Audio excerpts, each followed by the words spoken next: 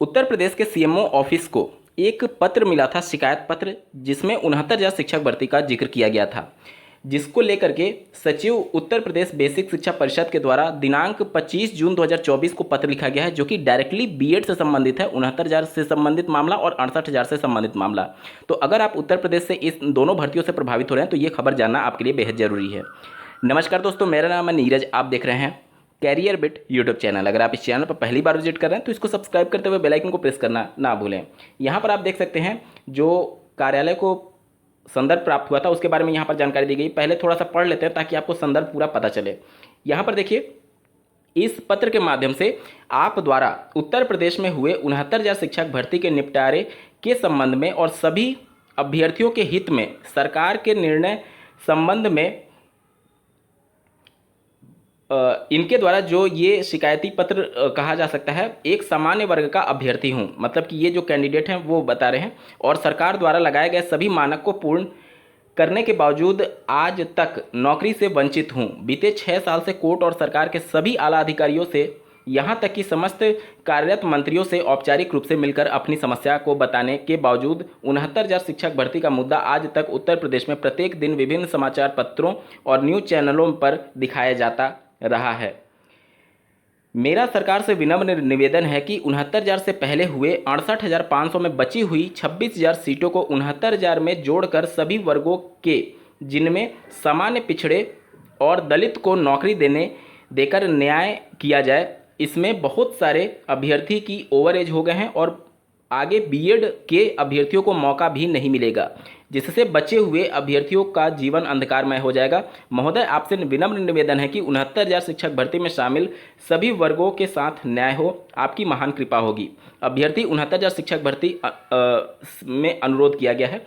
इस संबंध में ये अवगत कराना है, यानी कि अब जो है जो बेसिक शिक्षा परिषद सचिव हैं उनके द्वारा ये स्टेटमेंट कहा जा रहा है। इस संबंध में ये अवगत कराना है कि 69,000 सहायक अध्यापक भर्ती के संबंध में माननीय उच्च न्यायालय में योजित याचिका संख्या, यहाँ पर एक याचिका है, आप देख सकते हैं 13/156/2020 व अन्य बनाम उत्तर प्रदेश व अन्य तथा अन्य संबद्ध याचिकाओं को दिनांक 13/3/2023 को निस्तारित करते हुए निम्नवत आदेश पारित किया गया था। Since it has been directed that the select list date 1/6/2020 to be revised in view of the observation made in this judgment, the select list of 6800 date 5/1/2022 stand quest।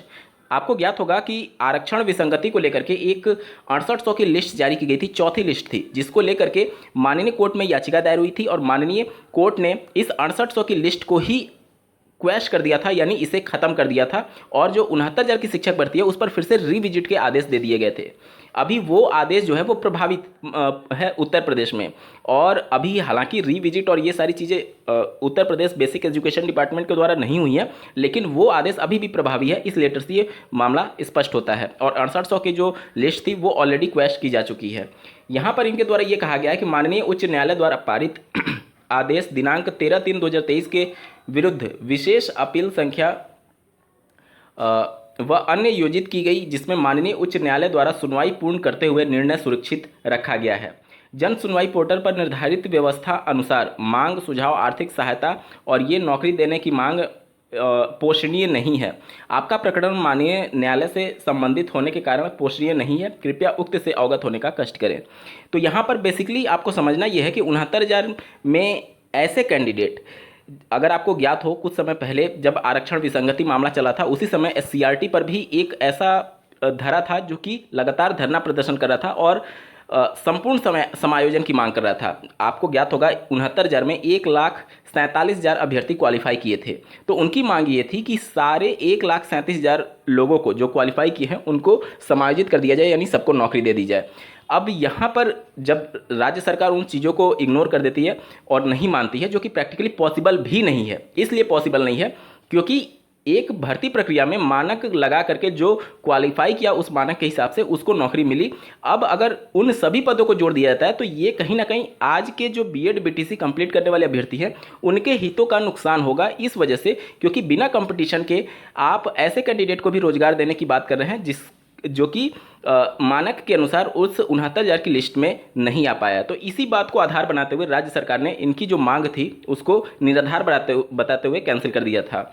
अब यहाँ पर इनकी मांग ये है कि 6800 से अभी भी जो 22 से 26,000 सीटें बची हुई हैं उनको 69,000 में जोड़ दिया जाए। और इसके लिए रीजन क्या बताया जा रहा है? रीजन ये बताया जा रहा है कि चूंकि बीएड अब आने वाली भर्तियों में शामिल नहीं होगा और बहुत सारे कैंडिडेट ओवर एज हो चुके हैं, इस वजह से जो 20 से 26,000 22,000 जो सीटें बची हुई हैं 68,500 की, उनको यहाँ पर शामिल करके और 69,000 से जो कैंडिडेट अभी रह गए हैं उनको नियुक्ति देने की मांग की जा रही है, जिसको लेकर के उत्तर प्रदेश बेसिक सेवा परिषद के द्वारा ये पत्र जारी करते हुए कहा गया है कि ये मांग चूँकि इस प्रकार की जो डिमांड होती है वो पोषणीय नहीं होती है, क्योंकि मामला अभी माननीय कोर्ट में विचाराधीन है।